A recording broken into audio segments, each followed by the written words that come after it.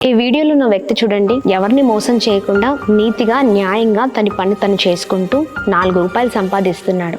అవునా కదా? ఇలాంటి జీవితాలే వర్ధలింపబడతాయండి.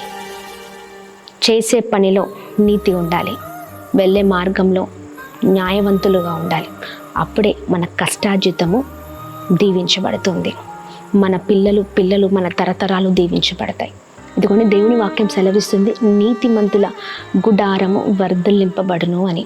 ఎలా వర్ధలింపబడుతుందంటే, ఎప్పుడైతే చేస్తున్న ప్రతి పనిలో, వెళ్తున్న ప్రతి మార్గంలో, మాట్లాడే ప్రతి మాటలో నీతి కలిగి ఉంటాము. అలాంటి నీతి కల వారిమై మనం ముందుకు వెళ్ళాలి. చాలామంది మోసం చేస్తున్నారు కదండి. ఏ పని చేసినా మోసమే.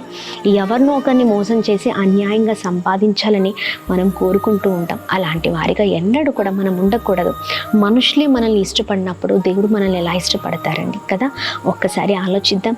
ప్రతి విషయంలో నీతిగా బ్రతకాలని, న్యాయముగా ఉండాలని ప్రార్థన పూర్వకంగా ముందుకు సాగుదాం.